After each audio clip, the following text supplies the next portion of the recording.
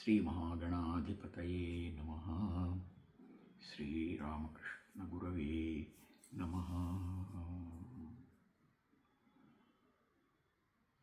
శ్రీమద్భగవద్గీత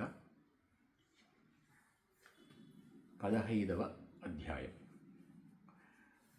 పురుషోత్తమ ప్రాప్తి యోగం.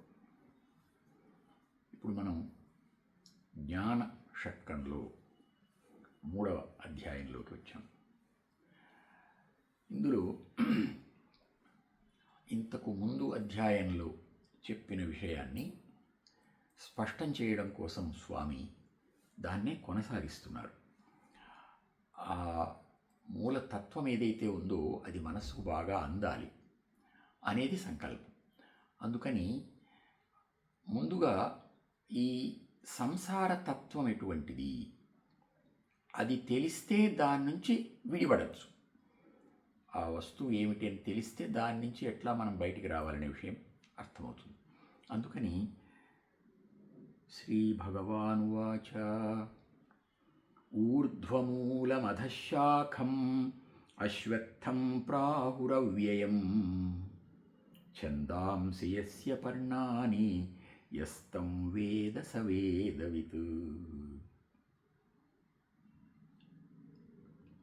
ఈ సంసారం ఒక విచిత్రమైన తత్వంతో కూడి ఉంది.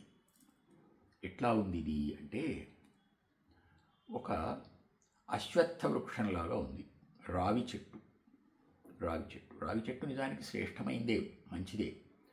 అది నిలువుగా సక్రమంగా ఉంటే బాగుంటుంది, కానీ అది తలకిందులుగా ఉంది. అందుకని మనకి ఏమీ అర్థం కావడం లేదు దాని తత్వం. దీని వేళ్ళు క్రిందికి కాకుండా పైన ఉన్నాయి. ఊర్ధ్వమూలమధశాఖం. మనకేమో ఈ ఫలతత్వం కనిపిస్తోంది, కానీ వేళ్ళు ఎక్కడున్నాయో ఎక్కడి నుంచి వస్తున్నాయో తెలియడం లేదు. ఎంతసేపు ఉన్నా ఈ ప్రపంచం మనకు కనిపిస్తోంది. ఈ ప్రపంచం ఎక్కడి నుంచి ఎట్లా వచ్చింది అనే ఆ వేళ్ళు కనపడడం లేదు. ఛందాంసి యస్య పర్ణాని.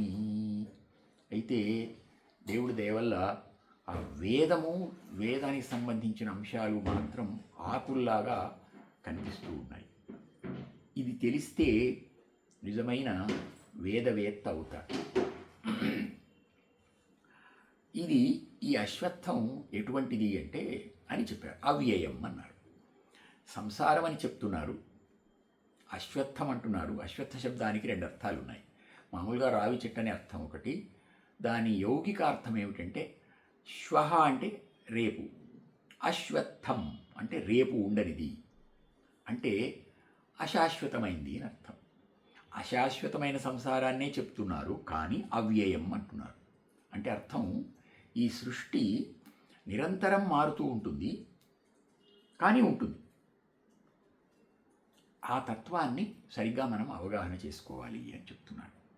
అధశ్చోర్ధ్వం ప్రసృతాస్తస్య శాఖాః గుణప్రవృద్ధాః విషయప్రవాళాః అధశ్చ మూలాన్యనుసంతతాని కర్మానుబంధీని మనుష్యలోకే. ఈ మానవలోకంలో దాని కొమ్మలు వ్యాపించి ఉన్నాయి. గుణప్రవృద్ధాః. ఎక్కడి నుంచి వచ్చాయి కొమ్మలు అంటే త్రిగుణముల చేత వచ్చాయి. ఆ కొమ్మలు చాలా గట్టిగా ఉన్నాయి. విషయ ప్రవాళాః. అంతా చిగుళ్లతో నిండి ఉంది. ఆ చిగుళ్ళు లౌకిక వ్యవహారాలు, లౌకిక విషయాలు. ఆ విషయాల వెంట ఈ గుణాలతో కూడి మనస్సు మొత్తం ప్రవహిస్తూ ఉంటుంది. ఇక దీని మూలం ఎక్కడయ్యా బాబు అంటే, ఎక్కడో కర్మ సంఘం, అంటే పూర్వజన్మ కర్మ అని అంటూ ఉంటాం. అట్లాంటి కర్మ సంఘం ఎక్కడో ఉంది. దాని అనుబంధంతో, అంటే ఆ వేరుతో అనుబంధమై ఈ మొత్తం సంసార సాగరంలో పడి ఉన్నాం మనం. నరూపమస్యేహ తథోపలభ్యతే. ఎప్పటి నుంచి ప్రారంభమైంది కర్మబంధము, దీని నుంచి ఎట్లా బయటపడాలి, ఈ తత్వమే అర్థం కాదు, ఈ రూపమే తెలియడం లేదు. నరూపమస్యేహ తథోపలభ్యతే నాంతో నచాదిర్న చ సంప్రతిష్ఠా దీని ఆది మధ్యాంతాలు తెలియడం లేదు. అశ్వత్థమేనం సువిరూఢ మూలం. దీని మూలం చాలా గట్టిగా ఉంది. అంటే ఈ కర్మ బంధం చాలా గట్టిగా ఉంది. ఎట్లా దీన్ని ఛేదించుకోవాలి?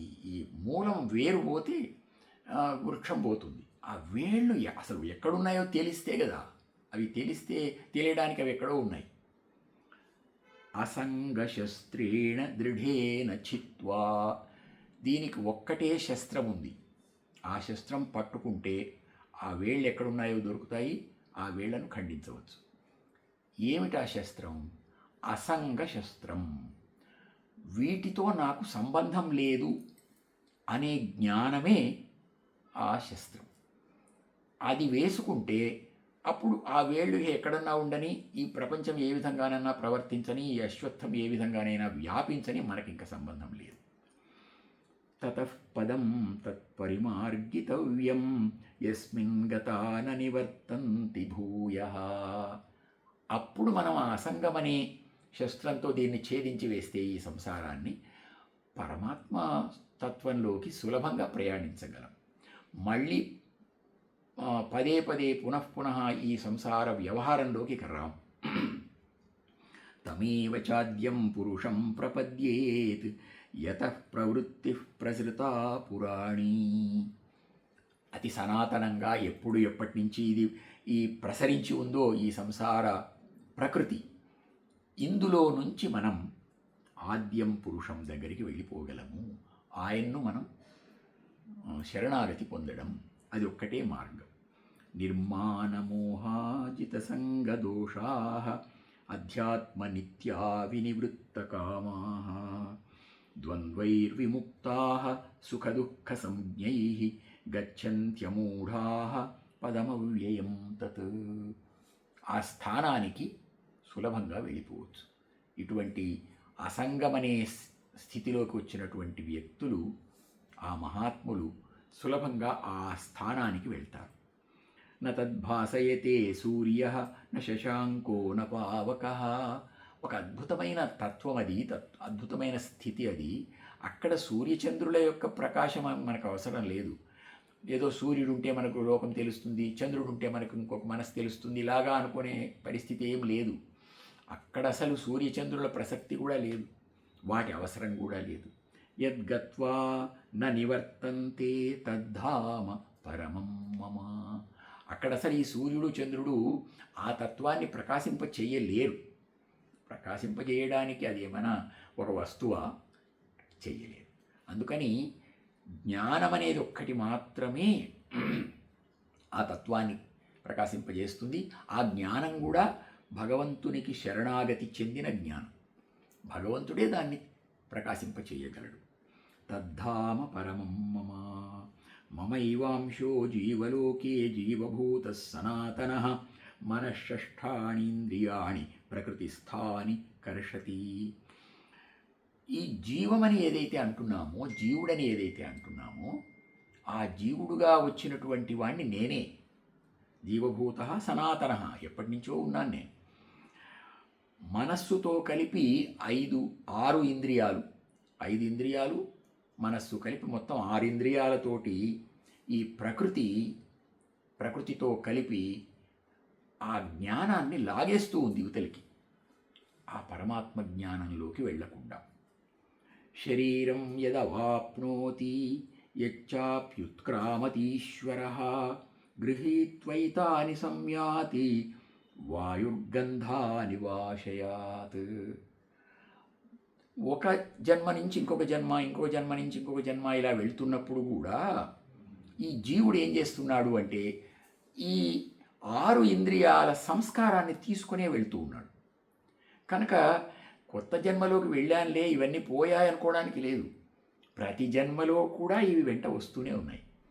శ్రోత్రం చక్షు స్పర్శనం చ రసనం ఘ్రాణమేవ చ అధిష్ఠాయ మనశ్చ అయం విషయాన్ ఉపసేవతే.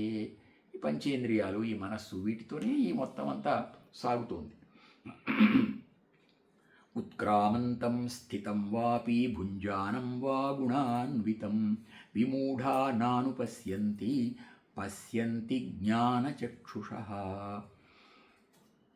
వీటిని అనుభవిస్తున్నప్పుడు కానీ, వీటి నుంచి మళ్ళీ శరీరం నుంచి ఇంకో శరీరానికి వెళ్తున్నప్పుడు కానీ, ఈ పరిస్థితులలో దీన్ని గుర్తించటం, ఈ గుణాన్విత స్థితిని గుర్తించటం సాధారణులకు సాధ్యం కాదు. ఎవరు తెలుసుకోగలరు అంటే ఒక్క జ్ఞానచక్షుస్సులు మాత్రమే, జ్ఞాననేత్రులు మాత్రమే తెలుసుకోగలరు. యతంతో యోగినశ్చైనం పశ్యంత్యాత్మన్యవస్థితం. కనుక దీనికి చక్కగా ప్రయత్నం చేయాలి, చక్కగా ఇంద్రియ నిగ్రహాన్ని మనం పాటించగలగాలి. అప్పుడు ఈ జ్ఞానం వైపు మనస్సు ప్రసరిస్తే జ్ఞానం ద్వారా మనం ముందుకెళ్తాం. యతంతోపి అకృతాత్మానో నైనం పశ్యంత్యచేతసః. అయితే ఒక్కొక్కసారి ప్రయత్నం మనం చేస్తూ ఉంటాము, అప్పుడు సిద్ధి జరగకపోవచ్చు. ఎందుకంటే ఇంకా ఆ పాప రాశి, వెనకటి కర్మ బలం, బంధం ఎక్కువగా ఉంది అని అర్థం. నిరాశపడనక్కర్లేదు. యదాదిత్యగతం తేజో జగద్భాసయతేఖిలం యచ్చంద్రమసి యచ్చాగ్నౌ తత్తేజో విద్ధి మామకం.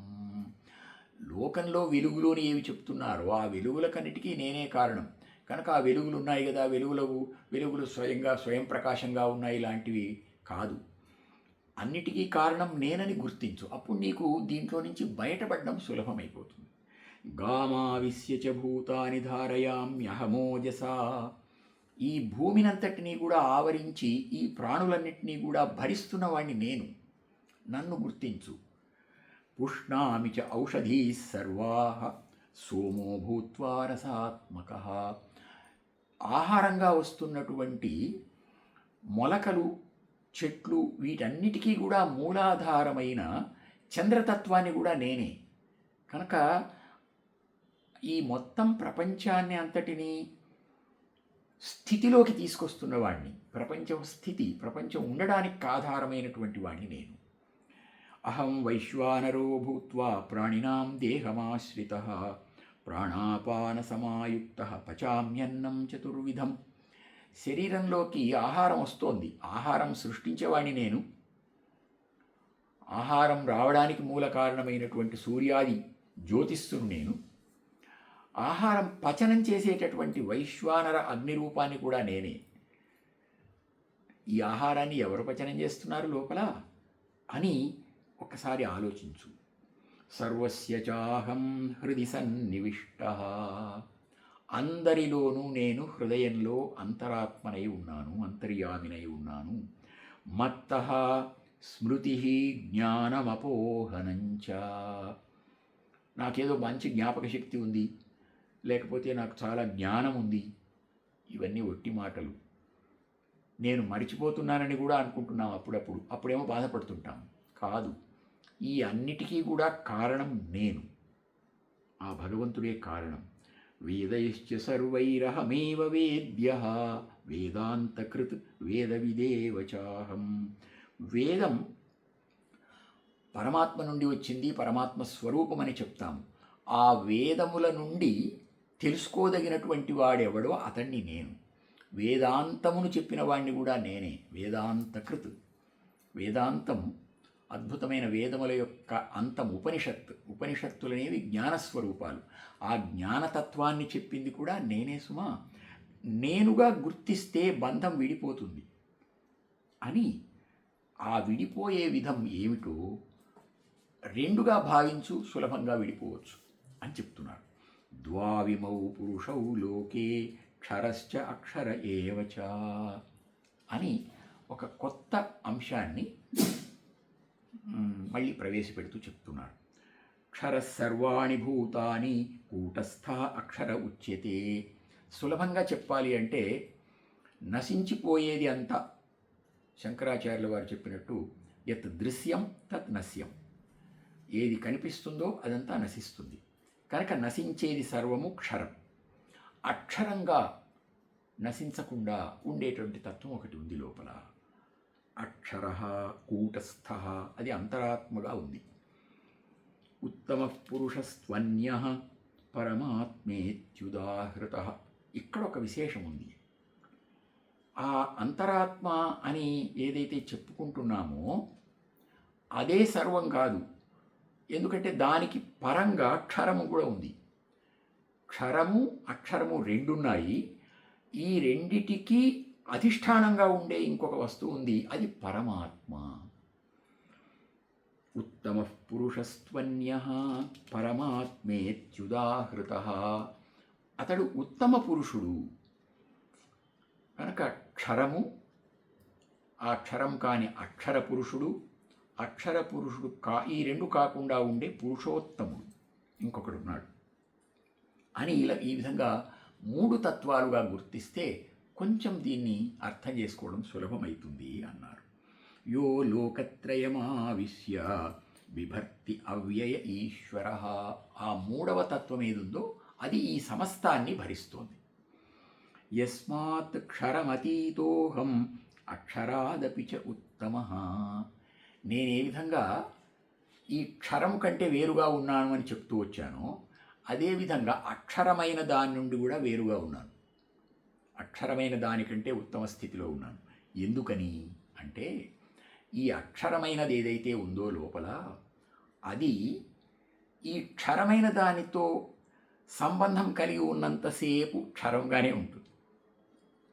ఆ సంబంధం నుంచి విడిపడితే అప్పుడు నాలో లీనమవుతుంది. కనుక అక్షరాదపిచ ఉత్తమ, నేను అందువల్ల ఉత్తముణ్ణి అని దీన్ని జీవతత్వాన్ని చెప్పారు. జీవుడనేవాడు పరబ్రహ్మము యొక్క అంశమే, పరబ్రహ్మమే. ఎందుకు జీవుడని వ్యవహరించబడుతున్నాడు అంటే ఈ క్షరమైన దానితో మమేకమై ఉన్నాడు గనక. అది తెలుసుకొని దాని నుంచి విడిపడితే ఇక పరబ్రహ్మమే. జీవో బ్రహ్మైవ అని చెప్పినట్లయింది. అతః అస్మిన్ అతోస్మి లోకే వేదే చ ప్రథితః పురుషోత్తమః. అందువల్ల ఈ లోకంలోనూ వేదాల్లోనూ పురుషోత్తముడు అని నన్ను అంటారు. కారణం ఏమిటంటే పురుషుడు ఒకడు ఉన్నాడు, జీవుడు. అతడు జీవుడై ఉన్నాడు. ఆ జీవుడు కేవలం పురుషుడు మాత్రమే. పురుషోత్తముడు ఆ జీవుడి కంటే ఉత్తముడు. ఆ జీవుడు జీవత్వాన్ని వదిలేస్తే పురుషోత్తముడు అవుతాడు. యో మామేవమసమ్మూఢో జానాతి పురుషోత్తమం స సర్వవిద్ భజతి మాం సర్వభావేన భారత. ఏ జ్ఞాని నన్ను ఈ విధంగా పురుషోత్తముడిగా తెలుసుకుంటాడో స సర్వవిత్ భజతి మాం, అతడు సర్వజ్ఞుడైతాడు, నన్ను సేవిస్తాడు. ఇక నన్ను సేవించకుండా ఉండలేడు. ఎందుకంటే నాలో లీనమై ఉన్నప్పుడు ఇక అతడు విడిగా ఉండడానికి వీల్లేదు. సర్వభావేన, ఎన్ని రకాల భావాలుంటే అన్ని రకాల భావాలతో సమస్త శరణాగతితో నన్ను సేవిస్తాడు. ఇది గుహ్యతమం శాస్త్రం ఇదముక్తం మయా నఘా ఏతద్బుద్ధ్వా బుద్ధిమాన్ స్యాత్ కృతకృత్యశ్చ భారత. ఇది అత్యంత రహస్యమైన విషయం అని చెప్పారు. నిజానికి ఇది ఎంత రహస్యమైన విషయమో తెలియదు. నాకు ఒక గురువుగారు చెప్పారు ఈ విషయం. మహానుభావుడు సూరి రామకోటి శాస్త్రి గారు. వారి దగ్గరికి వెళ్ళి ప్రార్థించాను, స్వామి ఇక్కడ ఏదో నాకు అర్థం కావడం లేదు అని. ఆయన ఒక్క మాట అన్నారు, ఏముంది నాయనా, ఇది ఒకటే తత్వము. లోకంతో కలిస్తే జీవుడు, భగవంతునితో కలిస్తే పరబ్రహ్మము, ఇంతనే ఉన్నది ఒకటే అని అంత విడమరచంత సూక్ష్మంగా సున్నితంగా చెప్పారు. వారికి నమస్కరిస్తూ, వారి రూపంలో ఉండే పరమాత్మకు నమస్కరిస్తూ ఇది అనుగ్రహించినటువంటి స్వామికి సమర్పణం. ఓం నమో వెంకటేశాయ. శ్రీ వెంకటేశ్వరార్పణం అస్తు.